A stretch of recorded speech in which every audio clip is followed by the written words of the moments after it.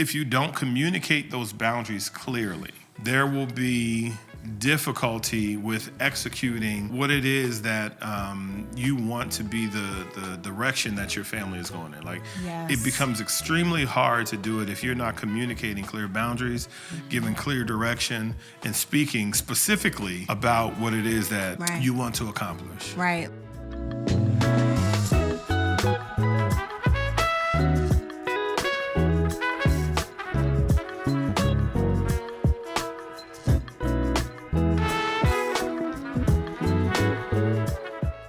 Hey everyone, welcome back to another episode of the Beautifully Blended Podcast. I am Larry. And I'm Julia. And we are excited, we are happy to be with you again on Yes. episode 18. Jeez Louise. Yeah, we are rolling right along. This is episode 18 of our podcast. Our passion is to help blended families and marriages find help, hope, and healing. And again, we are ready to go. Yes, we are. Yeah, we've been married for 15 years. We have a blended family, 3 beautiful daughters. We have a big man who is 8 years old now, and we have the stories to back up. Yeah. To back up what we're talking about. Listen, we've been facts. through the storm and the rain, sickness and pain, Oh my. but we made it. But we made it. Never would have made No. I just had a feeling. I had a feeling you were going to do that. We made it. Like Marvin Sapp was talking about in his gosh, song. please. We made it. So today we have several points that we're going to talk to you about as we talk about being territorial versus being team-oriented. Right. Team-oriented is a healthy approach to marriage. Right. Territorial, it will ultimately destroy your marriage. So we have several points that we're going to talk about today. Right. So hopefully you're taking notes and you're ready to rock out with us for the next 30 minutes or so. So go ahead, honey. All right. So the first point is we want to identify or recognize the root of those territorial feelings. Yeah. Right? We want to get to the root of it. Ron Deal did a really great job in the Smart Step Family dealing with this topic. Right. So we want to make sure we're identifying it. So the territorialism, that's such a long word. It is a long word. And it's hard to say. It's not, yeah, it's when a you're long, territorial, uncomfortable. I mean, It's we a long, need a uncomfortable synonym. word. Where's Google when I need it? We need a synonym. Right. But it's just that root of fear, the fear of loss, the fear of change, the Yeah. fear of being replaced. All the fears are locked into why we can feel this sense of territorialism. Right. That word. Territorialism, like you said, is rooted in a lot of fear. Right. And it is instinctual. And you feel like to some degree, when you drop your daughter off at school, you want that child to be cared for properly. Right. And if someone violates that, that's where that territorialism Right. shows up. Like, not Right. today. Right. This is not going to happen with my daughter. This ain't going to happen with my son. Right. Right. We're going to have some We're problems. going to have some problems. So. Yeah. Mama bear in me comes out.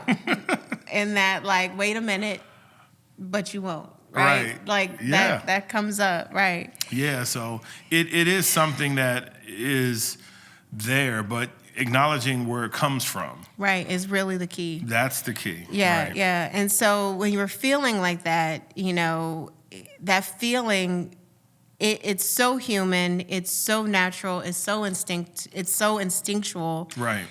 But we have to be able to have an emotional awareness so that we can be healthy. So Right. identifying the root of it is really one of the first steps to making sure we have a healthy family. Yeah. And we're healthy emotionally as we're engaging with those within our family. Absolutely. Where we need to be aware and know, like, okay, wait a minute, where is this coming from? Right. Emotional health in a blended family, and just health in general in your marriage is going to start with emotional awareness, not avoidance. Right.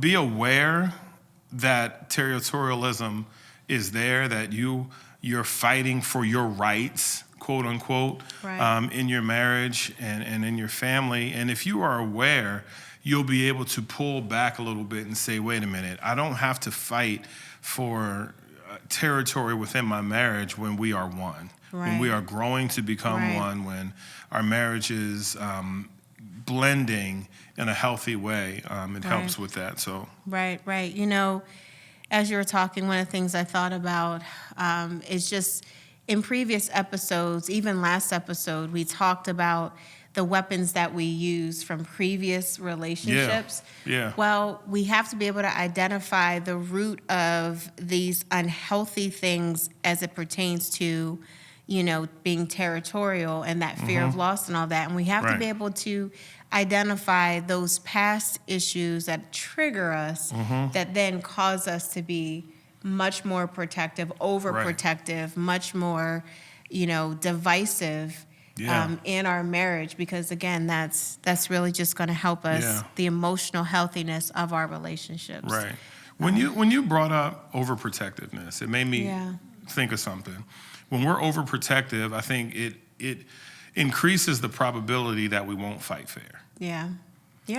Like when we are overprotective, like we want to protect at all costs, that means to some degree we are going to throw away wisdom. Yeah. We're going to get rid of boundaries. Like we're going to cast off boundaries. We're going to cast off wisdom. Even to a large degree, we cast off maturity for a method that we think could work better in our overprotectiveness and our territorialism. And we're trying to fight for what we think is ours. Yeah. Let me ask a question before we finish. Let's give a couple examples of now I'm struggling I know, with that. it's a hard word. It's a bad word. Where's Google? Go ahead. Right.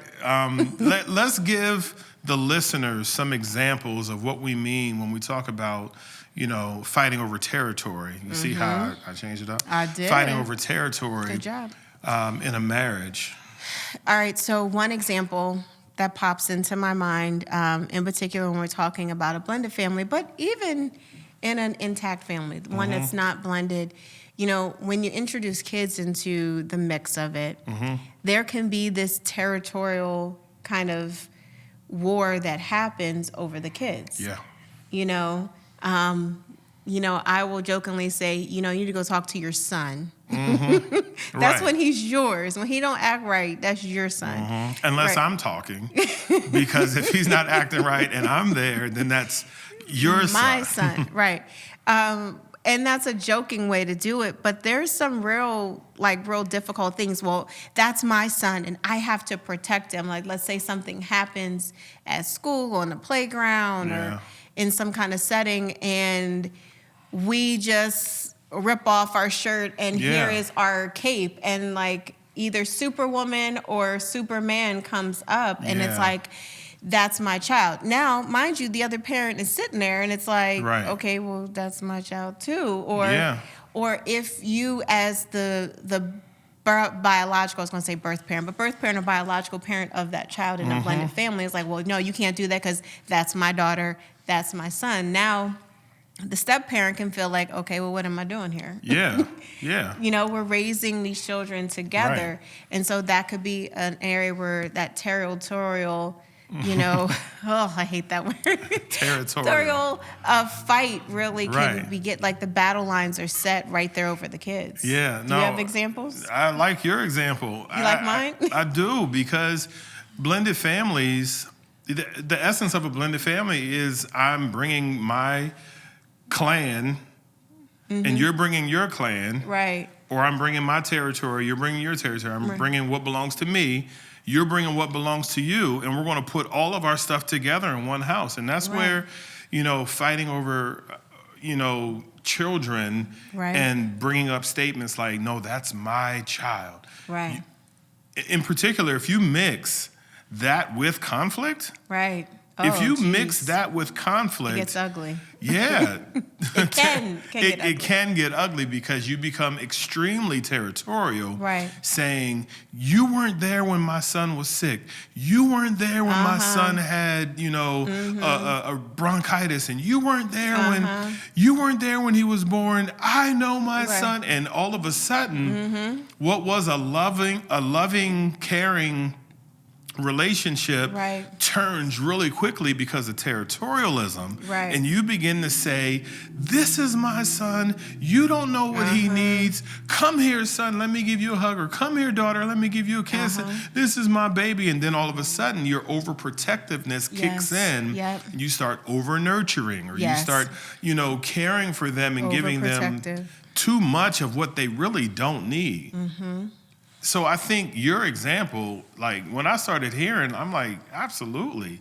Like territorialism is found at the heart of a blended family. It is. Because this is what I'm bringing to the table, and this is what you're bringing to the table. But if you never fully let it go and say, we're going to blend everything that we have, you're always going to think that that is your TV.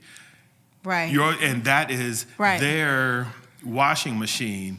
That's my dryer. And this is, everything belongs to someone individually, and that can become extremely problematic. It can be. And it's tiring. Jeez Louise. It's so tiring to always keep track of who's got what. So another area, I mean, it's still tied to the same thing as far as territorial conflict. Yeah. That word is, like, let's say you have a couple that come together. One person already had the house. Yeah. Or already had the car. Or already had the whatever. And so you move in together married. Right. And then there can be these like, well, it's my house. It was my house. It's how we do things. How I take care of the grass. This is how I take care of the whatever, right? And so when you have that territory, even without kids, you brought up the washer. Well, I paid for the washer. Well, I paid for the dryer. So does that mean he can only use the washer and she can only use the dryer? How are they washing their clothes? Right. What are we and doing, drying guys? Their clothes, How are we doing this? And so, but you have this territory and these battle lines are set, and that's whenever conflict rises, those territories are redefined again. Like, hey, don't forget. They're strengthened. The lines are strengthened. They are. Yeah. They are. And so regardless of whether you have kids or not, regardless of whether you have a blended family or not, when you get into a marriage, you have to be very mindful of that territorial nature that we have instinctually inside of us, and make sure that that does not cause more fuel to the fire in a conflict. Absolutely. Agreed. Bravo. Well said. All right. No, seriously, I don't really have anything to elaborate on. What you said, I believe, speaks to a large percentage of the people who are watching the podcast. Like, it speaks to a large percentage of people who are having conflict, but don't recognize the source of it, don't recognize the root of it. Is it because they're territorial? Are you too territorial over your things? And if you are, maybe you don't understand the nature of marriage. The nature of marriage says very clearly that the two become one. Like, two become one. And that does not involve being territorial. That does not mean what is mine and what is yours, or what is mine and what is yours is mine. Like, it involves blending beautifully. It's that process of saying, I'm going to relinquish my authority, and I'm not going to play these territorial petty games saying, well, give me back my brush. Well, that's my TV, but that's my remote. You know what I mean? So we ain't gonna watch nothing because y'all don't want to share the TV and the remote. Right. So it becomes an issue. So our second point here is in working through this territorial nature to create a team-oriented home and family and marriage is communicate expectations and boundaries clearly. If you don't communicate those boundaries clearly, come on, there will be difficulty with executing what it is that you want to be the direction that your family is going in. Like, Yes. it becomes extremely hard to do it if you're not communicating clear boundaries, giving clear direction, and speaking specifically about what it is that, Right. you want to accomplish. Right. Listen, unspoken expectations are landmines in Yeah. blended families. Yeah, They're just, absolutely. are. when you think about a battle, if you've ever seen any kind of war battle movies, Yeah. Landmines are those things that are set right there. You don't see them because they're like hidden in plain sight, but you feel them, and Yeah. you feel the impact of them when they go off, when they Yeah. blow up. Like, everybody's getting hurt. Right. Limbs are falling off. It's horrible. Right. Right? But if you don't have those conversations, those really hard conversations, you don't talk about the expectations, you don't talk about the boundaries, you don't talk about what you're comfortable with, and you don't check in to see if those things have changed. Yeah. Right? You're just waiting for the explosion to happen. No, I agree. If you have unspoken expectations, the other person, and it's within the definition of the word, like, they don't know what your expectations No, are. it's unspoken. Yeah, they don't understand what you are expecting to happen, and then the issue becomes when that thing happens that you were expecting not to happen, you get frustrated as if your spouse knew that it wasn't supposed to happen. Right. Jeez Louise. It becomes this really difficult and weird argument to some degree, because you get upset and you have an attitude about something that happened, and they say, well, what's wrong? You're like, nothing. Well, what do you mean nothing? Tell me what's wrong. I don't want to talk about it. Well, what do you mean you don't want to talk about it? You need to talk about it so I'll know what's wrong. Well, I just don't want to bring it up. And then all of a sudden you got this, again, weird argument happening where one person doesn't want to talk about something that happened. Right. But they didn't know. But you need to talk about it because you're not talking about anything. They didn't know, right? They didn't know because it was an unspoken expectation. You expected your spouse to do something. They didn't know you expected them to do it, and therefore they didn't do it, right? And because they didn't do it, you're upset because they didn't do it, but you never told them to do it. Or they did something you didn't want them to do. The reverse of it, right? And it's like, there's a saying that I've heard: to be unclear is to be unkind. Yeah. And so if we're going to blend beautifully in our relationship, that means we have to consider kindness one of the keys to our relationship, which means we need to be very clear. We need to have those open, clear conversations, check in to make sure that it is clearly understood. We need to check in to make sure that nothing has changed. Okay, you still like the toothpaste in this place, right? Okay, want to make sure. Okay, you still want to eat this on Wednesdays, right? Like, we have those conversations. And toothpaste and eating somewhere on Wednesday, very, very, like, small situations. Yeah, to us, but to the people who's fighting over toothpaste, you're right. And we're it's eat a on real Wednesday. conversation. I get that. But there can be larger things that happen. Sure. And so whether it's a smaller or larger, whichever one you feel that these are, you want to make sure that you are checking in and you're clear and you're using the words. Use all the words. Yeah. You know, even if you're tired after using all the words, you want to talk about things like discipline. You want to talk about things like, what are our roles? Talk openly about those things. Openly, yes. You want to talk about those things. A funny thing that I think about when we first got married, I don't know if I shared it on the podcast before or not, but when we first got married, I had a woman that I was friendly with, and one of her first questions after we got married was... I don't know if y'all heard that. She set boundaries in how she described this woman. She didn't say someone she was friends with. Someone I was friendly with. I tried to be very clear. I tried to choose my words. You said that's one of the first times I heard that done. Like, you set boundaries with a person who is not even here. And just for the record, we were not friends. I was friendly with her. That is gold right there. I try to be clear. Hilarious. That was very clear. I'm trying to be clear. Okay. So one of the things that she asked me, one of the first things she asked me, she's like, well, who cooks? And I was like, what? What kind of question is that? Yeah. But I don't know. I don't know what her expectation was. I don't know if she thought like, oh, well, you were a single mom for a while. He's a single dad for a while. So who cooks? Like, are you cooking or is he cooking? Like, but the roles, you know, we had those conversations. And I remember you cooked. And then when I cooked that first holiday meal, you were like, oh, I'm good. Yeah, I'm not cooking. Because I mean, I still cook. But he does cook. Yes, you do cook. But you're like, oh, you gonna do all that? Oh, well, then you good. We good. We good, right. We good. Me and the kids, all of us, we're good. You got this. Yeah, exactly. Right? But you have those conversations about roles and who's doing what openly, honestly, agreed, clearly. You need to talk about us. Right. That's changing the language, though. That is changing the language. It's changing the language from me and mine and what I have and to you and them. And you and them to us language. Yes. So you have to intentionally speak about us. Yes.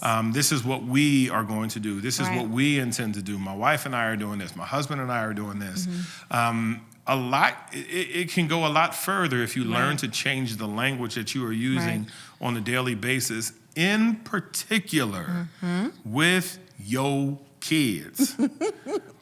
Your kids need to know that you guys are on the same page and you have developed us language, husband and wife language. We have decided you're not riding your bike. We have decided you will not be going to the party.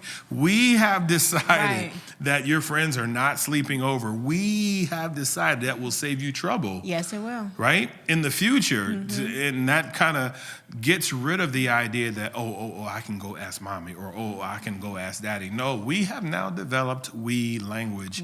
And we encourage you, if you are watching, in order to rid your home, your marriage, your family of this territorial language and nature, introduce us language, introduce we language into your conversations with one another, and also your conversations with your children and your in-laws. Yes. Almost forgot about them. Don't forget them. Yeah.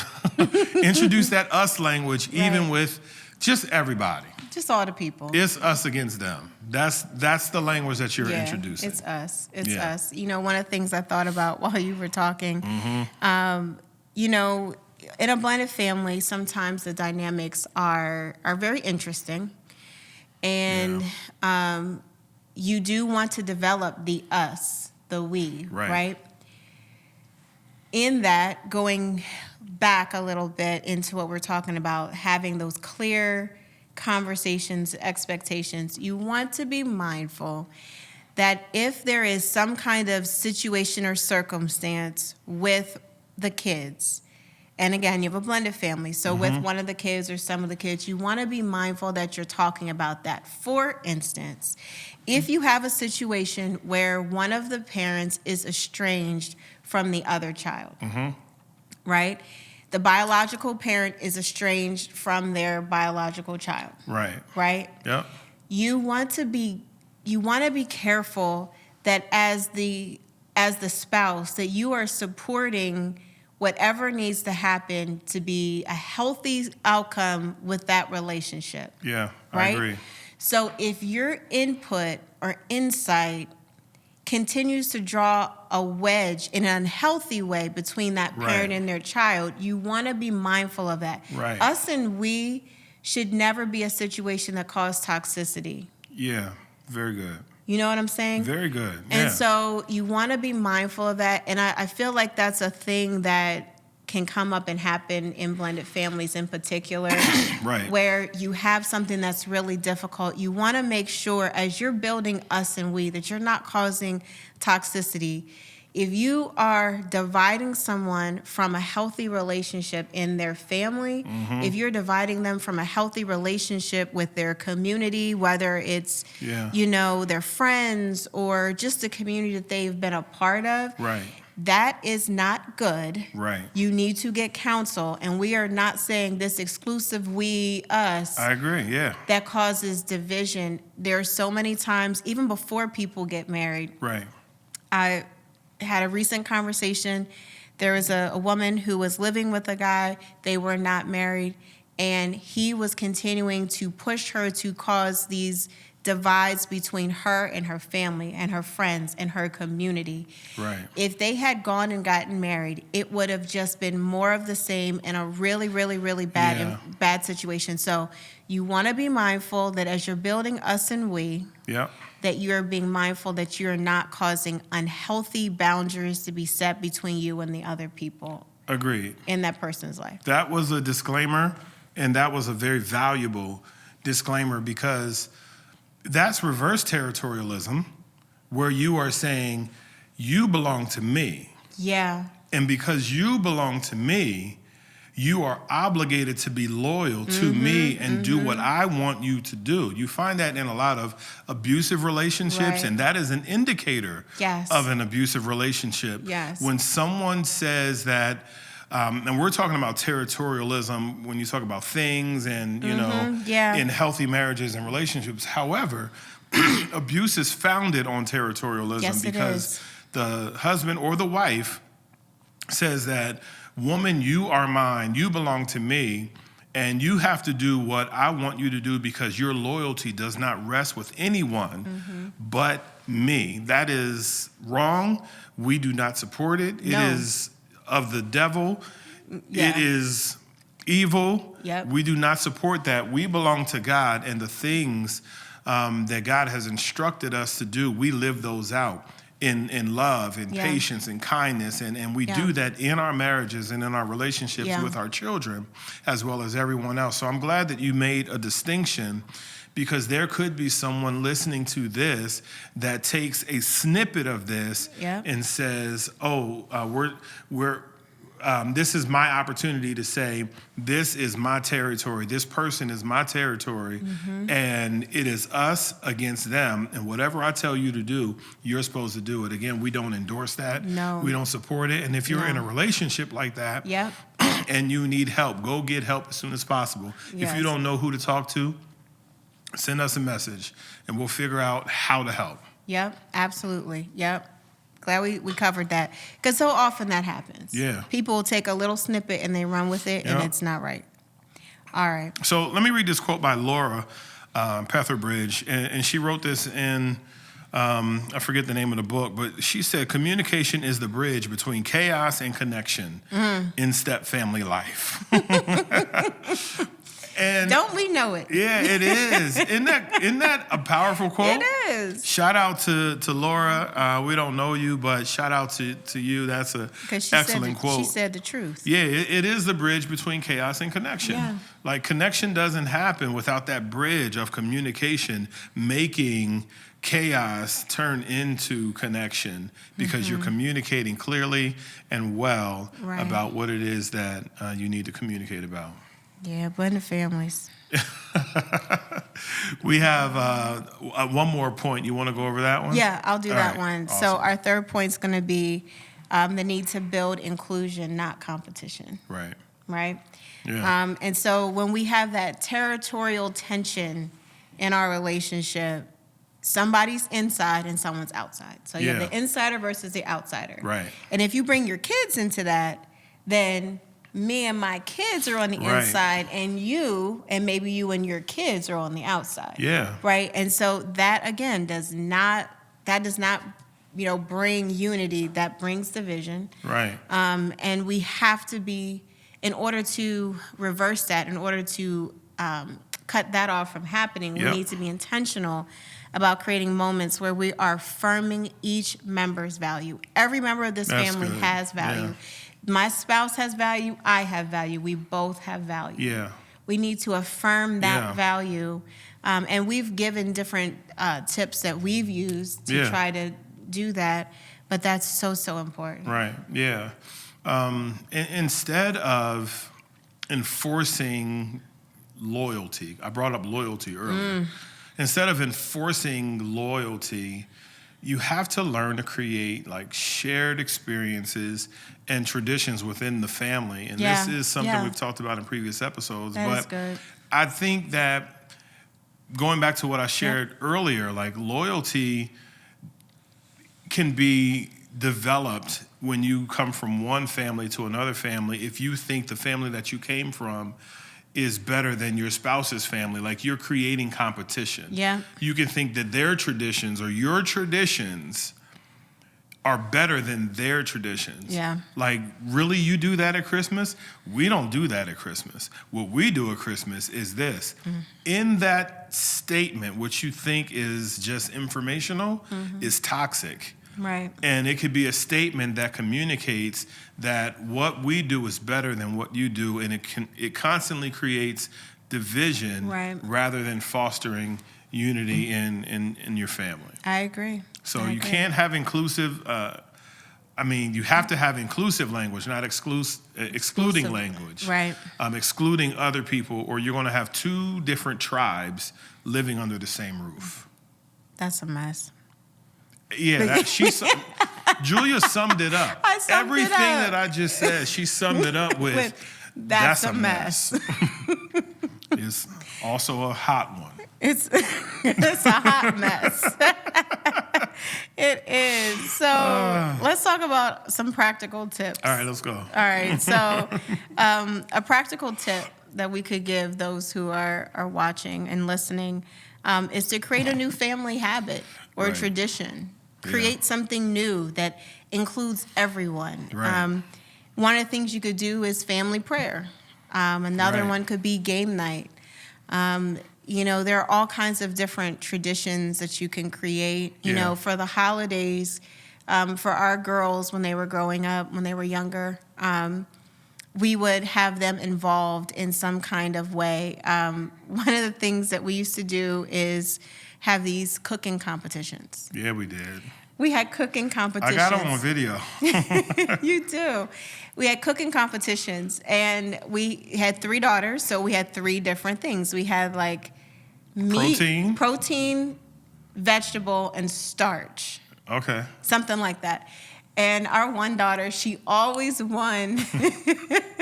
She always won the vegetable, and she was so tired of winning the vegetable. She didn't want to win the vegetable. She thought, I don't know, it was a courtesy gift or right. I don't It's know. like you did the best at the vegetable. Right. Your broccoli was the best 3 years in a row. What can I say? Right. But in doing that, we taught them how to cook. Yeah. So that meant, the one year when I had our son, that same year I also had foot surgery. And so it was like, y'all up. So they cooked you guys the are meal. next, right? Yeah, they cooked our Christmas dinner. And so they were all involved. And so there's ways that you can create inclusive opportunities for everyone to be involved. Yeah, and you should be intentional about doing that. Yeah, absolutely. Make it a thing. Make it something that stands out and it's on the calendar. We want to create some intentional moments to make sure that we are not off in our corners, right? But we are coming together. Absolutely. And you may need to take a look at how people are engaged with their technology, how they're engaged with their phones, how they're engaged in their rooms. If they have TVs in their rooms, there are times like when we were blending our family. Right. There's something that we did intentionally, and we are not ashamed to say it.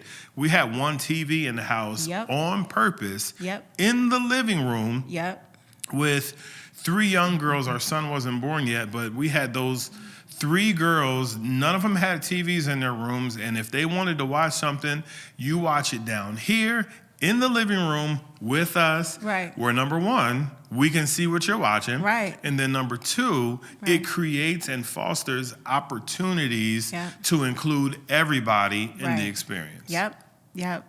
That was really intentional. And I think it really helped to keep our family blending closer together. Yeah. So watching something together now or having a moment together now is not foreign. It's not foreign at all. No, it's something that we do. As adults even, it's not foreign. All right, so we're going to recap. Thank you again for listening. We're just going to recap a couple things here.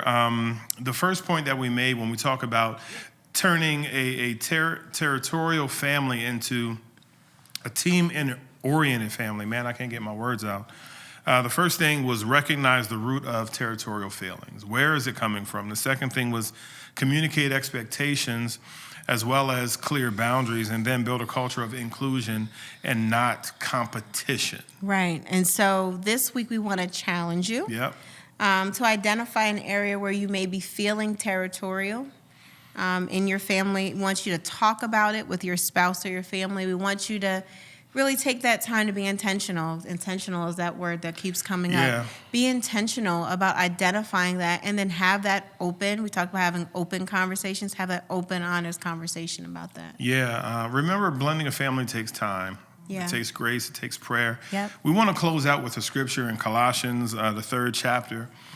And I'm going to read verses 13 and 14. And this is what it says: bear with one another and forgive one another. If any of you has a grievance against someone, forgive as the Lord forgave you.